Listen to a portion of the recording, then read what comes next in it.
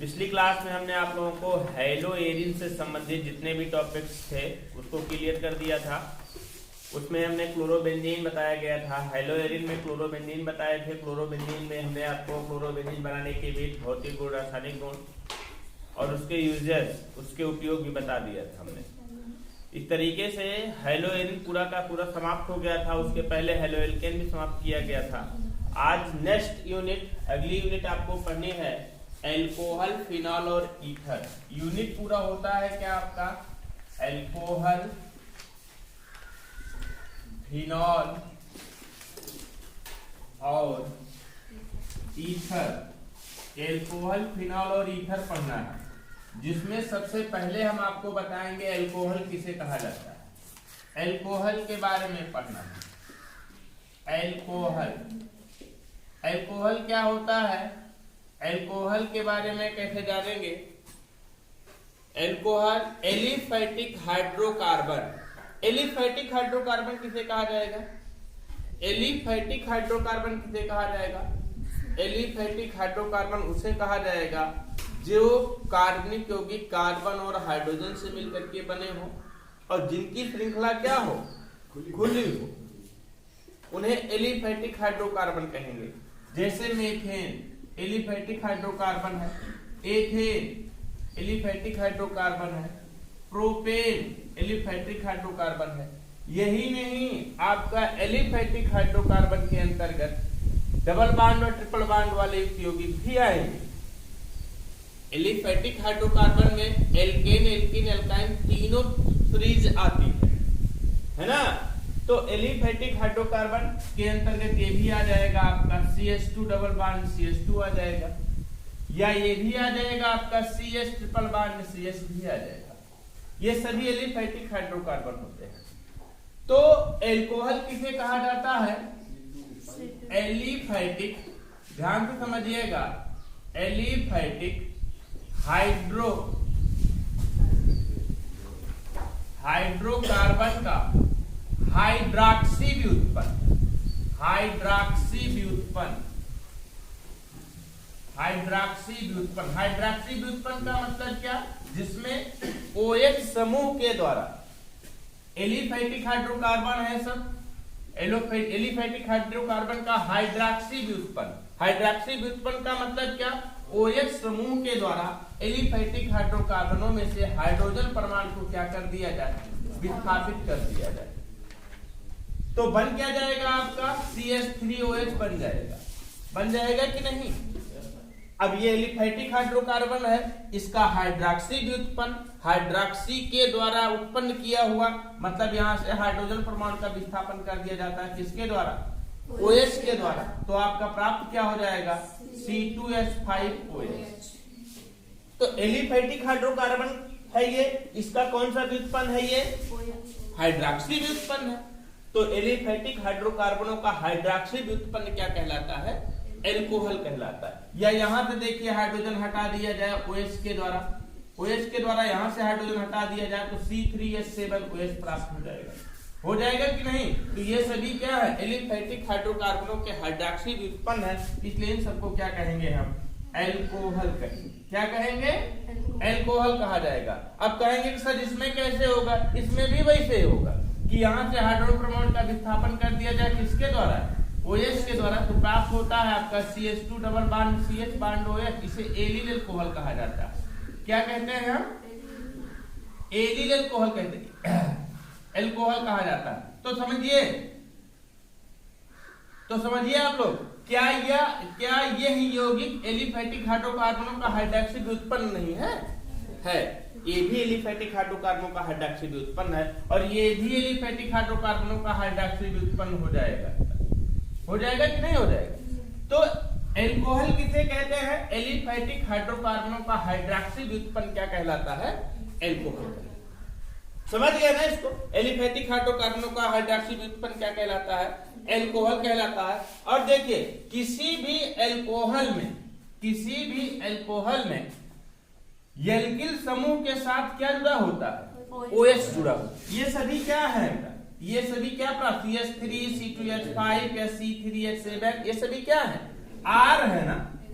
Alkyl group है ना, और हमने आर के बारे में बताया है, आर के बारे में CH3 बांड हो सकता है, C2H5 बांड हो सकता है, C3H7 बांड हो सकता है कि नहीं हो सकता है?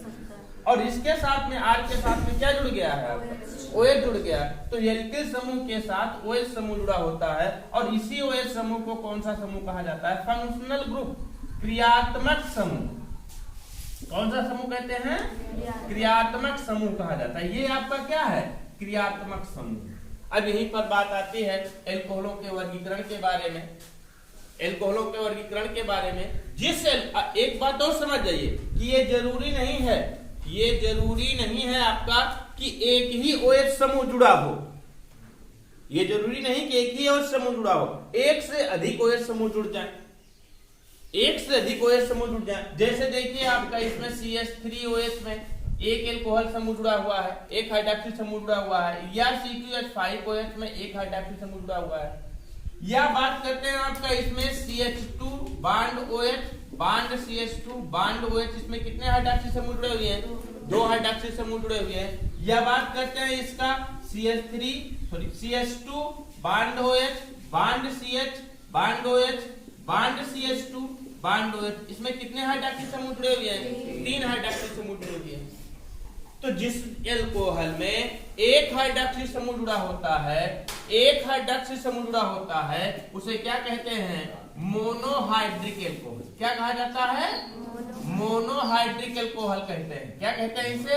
मोनोहाइड्रिक एल्कोहल कहा जाता है। और जिस एल्कोहल में हाइड्रॉक्सिल समूहों की संख्या कितनी होती है? 2 होती है, उसे क्या कहते हैं हम? Dihydric alcohol. क्या कहा जाता है?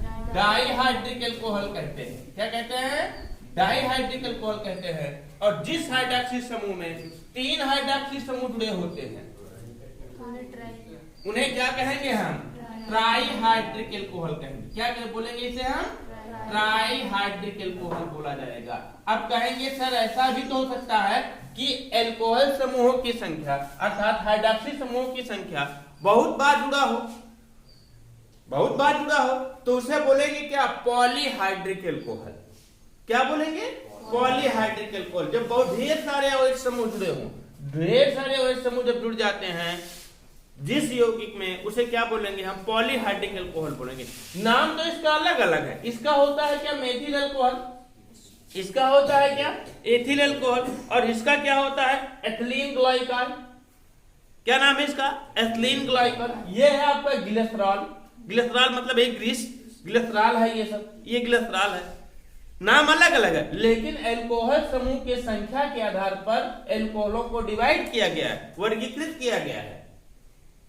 डिवाइड किया किसमें? यदि एल्कोहलों समूह की संख्या 1 जुड़ी हो तो उसे क्या बोलेंगे हम? Monohydric alcohol. 2 जुड़ा हो तो उसे डाईहाइड्रिक एल्कोहल। 3 जुड़ा हो तो उसे ट्राईहाइड्रिक एल्कोहल। और यदि 3 से अधिक या कई ढेर सारे एल्कोहल समूह जुड़े हो तो उसे क्या बोलेंगे? Polyhydric alcohol. एक बार फिर से समझ जाइए एल्कोहल किसे कहा जाता है। एलिफेटिक हाइड्रोकार्बनों का हाइड्रॉक्सी व्युत्पन्न क्या कहलाते हैं? एल्कोहल कहलाते हैं। एलिफेटिक हाइड्रोकार्बन का मतलब क्या हुआ? जो कार्बन और हाइड्रोजन से मिलकर बने हुए यौगिक हों और उनकी श्रृंखलाएं क्या हो? ओपन हो, और वहां से उस प्रकार के यौगिक में से हाइड्रोजन परमाणु का विस्थापन OH समूह के द्वारा कर दिया जाता है। तो जो संबंधित यौगिक प्राप्त होता है उसे क्या कहते हैं हम? एल्कोहल कहते हैं। उसे क्या कहते हैं? एल्कोहल कहते हैं। ये एल्कोहल में क्रियात्मक समूह OH होता है, और OH किसके साथ जुड़ा होता है? सीधा सीधा एल्किल समूह के साथ जुड़ा होता है। एल्कोहल में क्रियात्मक समूह OH होता है, और OH सीधा सीधा एल्किल समूह के साथ जुड़ा होता है।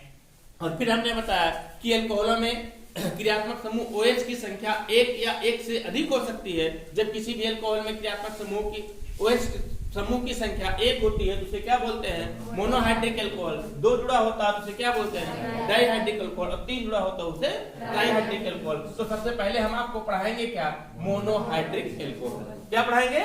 Monohydric alcohol. तो हेडिंग बनाइए एल्कोहल।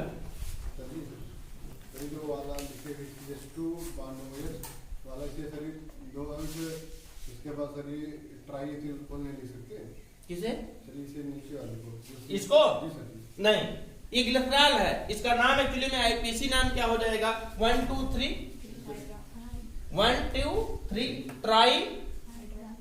Try propanol. सर ये तो हाइट द्वितीय तो नहीं रहेगा सर सर। ये तो द्वितीय तो है। हाँ भले द्वितीय है इसको, लेकिन देखिए 1 2 3 1 नंबर पर OH है, 2 नंबर पर OH है, 3 नंबर पर OH है, तो क्या लिखेंगे हम इसको 1 2 3 ट्राई, 3 बार है ना ट्राई। और कितने कार्बन परमाणु है टोटल? 3 कार्बन परमाणु। 3 कार्बन परमाणु के लिए क्या लिखा जाता है? प्रोपेन। और OH के लिए क्या लिखा जाता है? और प्रोपेनॉल। प्रोपेनॉल, या इसी 1 2 3 ट्राई प्रोपेनॉल, 1 2 3 ट्राई प्रोपेनॉल। लिखे एल्कोहल, एल्कोहल लिखिए। एलिफैटिक हाइड्रोकार्बनों का, एलिफैटिक हाइड्रोकार्बनों का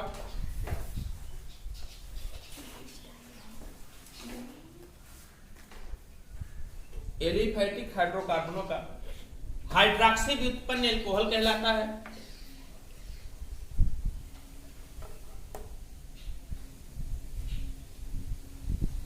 हाइड्रॉक्सी व्युत्पन्न एल्कोहल कहलाता है।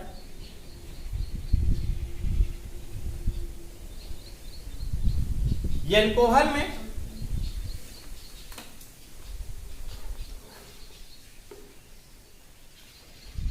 एल्कोहल में हाइड्रॉक्सी समूह, हाइड्रॉक्सी समूह बांड OH, बांड OH क्रियात्मक समूह के रूप में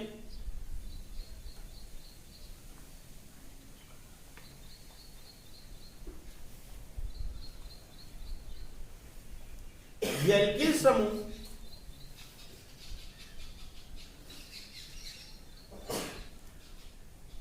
R से जुड़ा होता है।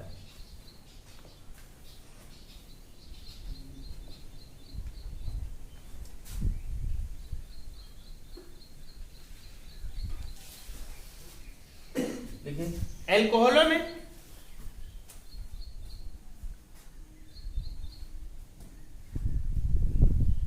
बांड OH समूहों की संख्या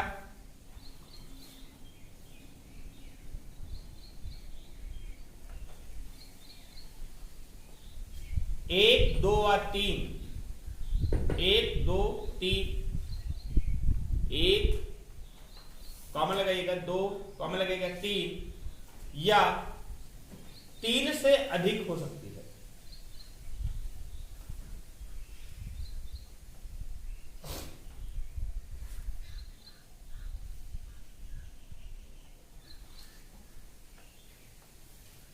यदि एल्कोहल में बांड OH समूह की संख्या या एल्कोहल में हाइड्रॉक्सी समूह की संख्या 1 होती है,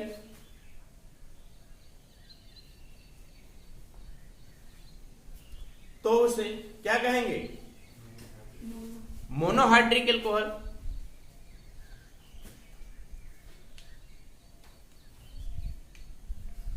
दो उपस्थित होती है तो उसे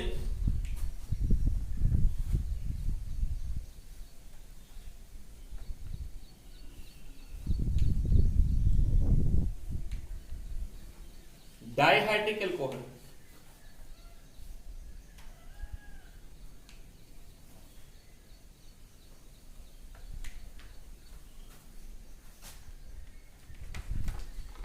तीन उपस्थित होने पर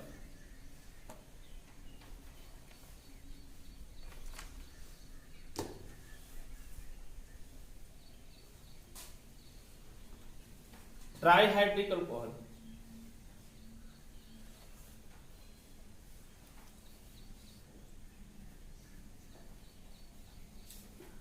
और 3 से अधिक होने पर क्या कहेंगे? पॉलीहाइड्रिक एल्कोहल कहते हैं।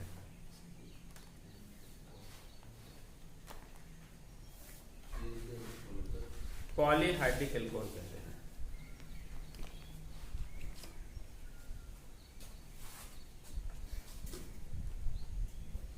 जैसे इसको लिख लीजिए, CH3OH या C2H5OH मोनोहाइड्रिक अल्कोहल है, CH2OH bond CH2OH dihydric alcohol है, CH2 bond OH bond CHOH bond CH2OH, इसे क्या बोलेंगे हम? Trihydric alcohol. इसको नोट कर लीजिए।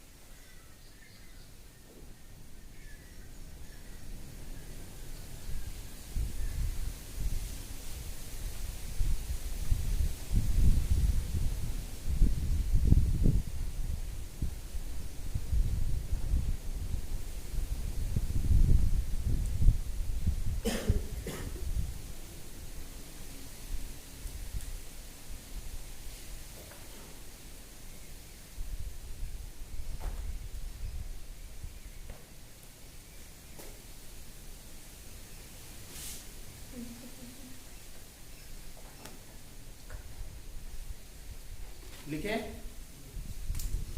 नोट किए?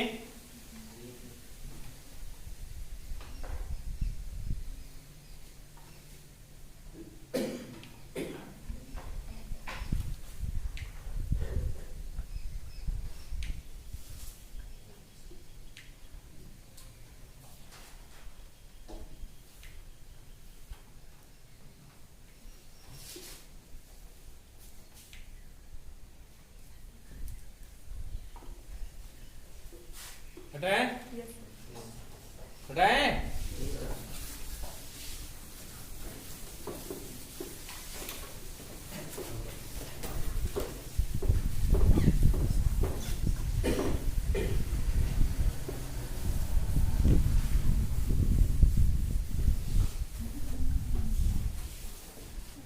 देखिए ये अल्कोहल, एल्कोहल पढ़ रहे हैं आप लोग। एल्कोहल के अंदर अब बताया जाना आपको क्या है? Mono hydric alcohol. Monohydric alcohol अभी अभी हमने बताया कि ऐसा एल्कोहल जिसमें हाइड्रोक्सी समूह की संख्या कितनी होती है? एक होती है। एक होती है, उसे क्या कहते हैं हम? मोनोहाइड्रिक एल्कोहल कहते हैं। जैसे एग्जांपल भी बताया था हमने CH3OH, या हमने बताया था आपको क्या? C2H5OH, या क्या हो सकता है? C3H7OH। ये सभी क्या है? Monohydric alcohol. आपको पता होना चाहिए।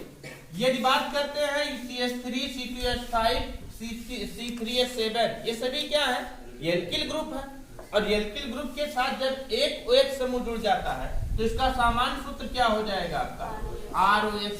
तो सामान्य सूत्र ROH किसका? मोनोहाइड्रिक एल्कोहल का। किसका सामान्य सूत्र हो जाएगा? ये मोनोहाइड्रिक एल्कोहल का सामान्य सूत्र हो जाएगा ये, है ना? समझ पा रहे हैं ना? या इसी को हम क्या लिख सकते हैं? क्या लिख सकते हैं? देखिए CnH2n+1 इंटू OH, ये किसका सामान्य सूत्र हो जाएगा? Monohydric alcohol. तो मोनोहाइड्रिक एल्कोहल किसे कहा जाता है? जिसमें क्रियात्मक समूह के रूप में एक OH समूह जुड़ा होता है, उसे मोनोहाइड्रिक एल्कोहल कहते हैं। मोनोहाइड्रिक एल्कोहलों में OH समूह एल्किल समूह के साथ जुड़ा होता है, इसलिए इसका सामान्य सूत्र क्या हो जाएगा आपका? ROH। सामान्य सूत्र क्या हो जाएगा? ROH। या इसको क्या बोलेंगे हम? CnH2n+1 इंटू OH बोलेंगे। क्या बोलेंगे? CnH2n+1 इंटू OH इनका सामान्य सूत्र होता है। तो लिखिए मोनोहाइड्रिक एल्कोहल। लिखिए ऐसा एल्कोहल जिसमें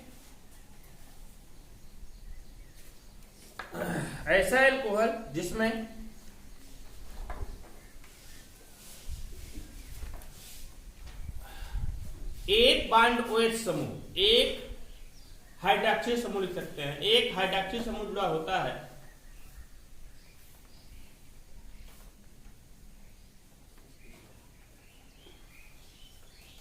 उसे क्या बोलेंगे? मोनोहाइड्रिक एल्कोहल बोलेंगे। कहते हैं, उसे मोनोहाइड्रिक अल्कोहल कहते हैं।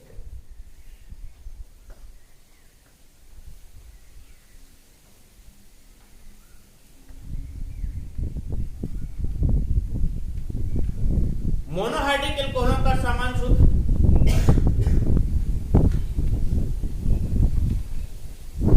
मोनोहाइड्रिक अल्कोहलों का सामान्य सूत्र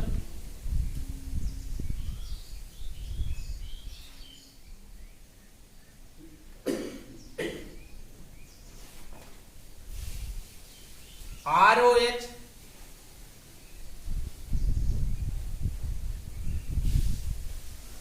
या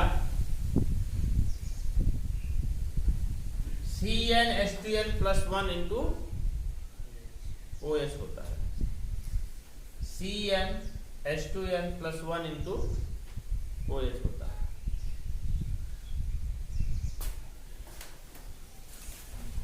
समझ गए ना? अब अगला इसे पढ़ना है मोनोहाइड्रिक अल्कोहलों का IUPAC नाम। मोनोहाइड्रिक अल्कोहलों का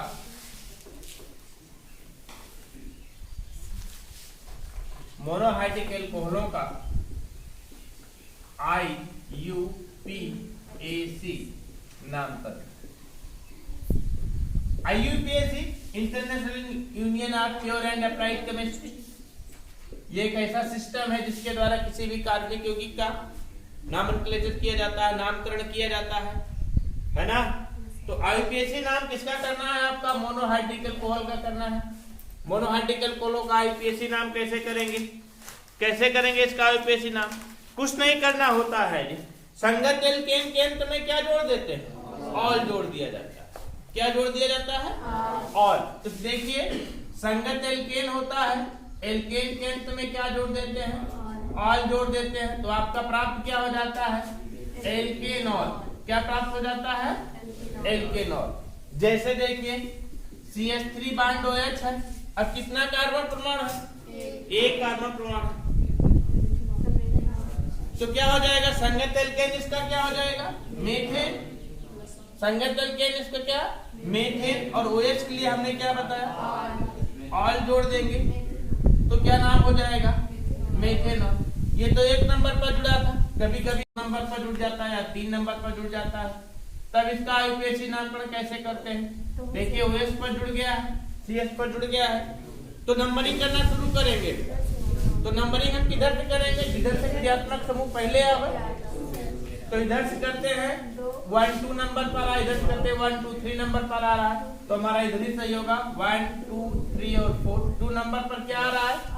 ऑल आ रहा है, OH आ रहा है। इसलिए क्या संगत एल्केन क्या होगा? इसका संगत एल्केन ब्यूटेन होगा, ब्यूटेन होगा। और 2 नंबर पर क्या लगा हुआ है? आपका ऑल लगा हुआ है, इसलिए इसका नाम क्या हो जाएगा?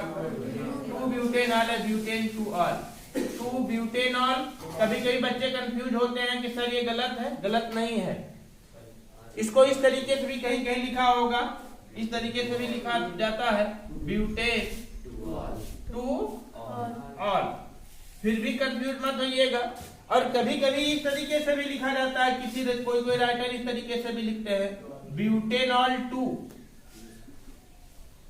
किसी ने इस तरीके से भी लिखा होगा ब्यूटेनॉल 2। इसके लिए तो हम सब्सक्राइब नहीं करते हैं कि हमारा सही है कि नहीं सही है, लेकिन ये दोनों एकदम 100% सही है ना? तो चलिए आगे देखिए, हमने ऊपर बताया है मोनोहाइड्रिक अल्कोहल, लेकिन हम इसी का नामकरण नहीं बता रहे हैं, हम डाइहाइड्रिक ट्राइहाइड्रिक अल्कोहलों को भी बता दे रहे हैं। जैसे मान लीजिए एक यौगिक अभी हमने लिखा था यहाँ पर CH2 bond OH bond CH2 bond OH, ये यौगिक हमने लिखा था, ये यौगिक हमने लिखा था। ये तो एक्चुअली में डाइहाइड्रिक अल्कोहल है, लेकिन इसका भी IUPAC नामकरण जान लीजिए। कैसे लिखेंगे इसको? सबसे पहले क्या करते हैं, इसमें कितना कार्बन परमाणु उसकी नंबरिंग कर लेते हैं। 2 कार्बन परमाणु है तो 1 नंबर 2 नंबर, 1 नंबर पर भी जुड़ा है OH, 2 नंबर पर भी जुड़ा है OH, तो लिखेंगे क्या? 1 2। और कितनी बार जुड़ा है? 2 बार जुड़ा है, इसलिए बोलेंगे क्या हम? डाई। 1 2 डाई। और कितना बार? कितना है? 2 है, तो बोलेंगे क्या हम?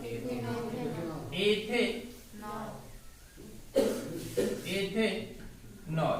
1 2 डाई एथेनॉल। जनरल नेम इसका क्या है? अभी हमने बताया था जनरल नाम क्या है इसका? Ethylene glycol. एथिलीन ग्लाइकॉल होता है। और देखिए बहुत सारे कंपाउंड ऐसे देखने को मिलेंगे, बहुत सारे कंपाउंड आपको ऐसे देखने को मिलेंगे जिसका आईपीसी आपको करना है। एक कंपाउंड इसको देख लीजिए, जैसे आपका CH3 bond CH, bond CH3, bond CH, bond CH2 या CH3 बांड OH, इसका आईपीसी करना है।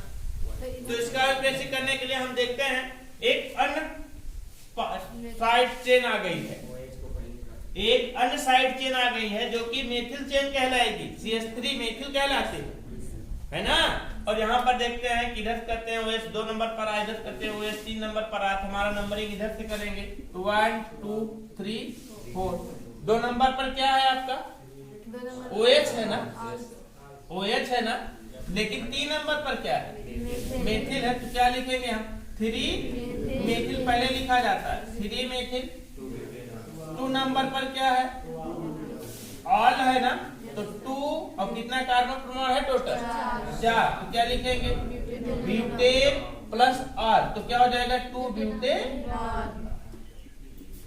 समझ गए ना। कोई और कार्बनिक यौगिक ले लेते हैं, बहुत ढेर सारे कार्बनिक यौगिक आपको देखने को मिलेंगे। जैसे मान लीजिए एक कार्बनिक यौगिक आपका ये है CH3 का होल ट्वाइस COH, ये है। इसका भी बेसिक करना है। तो सबसे पहले इसको हम विस्तार रूप में लिख लेते हैं, इसको हम सबसे पहले विस्तार रूप में लिख लेते हैं। तो इसका विस्तार बनेगा क्या, देख लीजिए CH3 bond C bond CH3 bond C bond. गलत हो रहा, गलत हो रहा, एकदम गलत हो रहा। सी पर ही रहेगा। ये थ्राइस होगा, थ्राइस होगा। तो क्या बन जाएगा आपका CH3 बांड OH, है ना। नंबरिंग करेंगे हम, कैसे नंबरिंग करेंगे, सबसे लंबी श्रृंखला प्राप्त, चाहे इस तरीके से करिए, चाहे इस तरीके से करिए, चाहे सीधा सीधा कर लीजिए।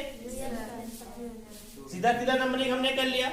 2 नंबर पर OH है, 2 नंबर पर क्या है आपका मेथिल है। तो क्या हो जाएगा आपका 2 मेथिल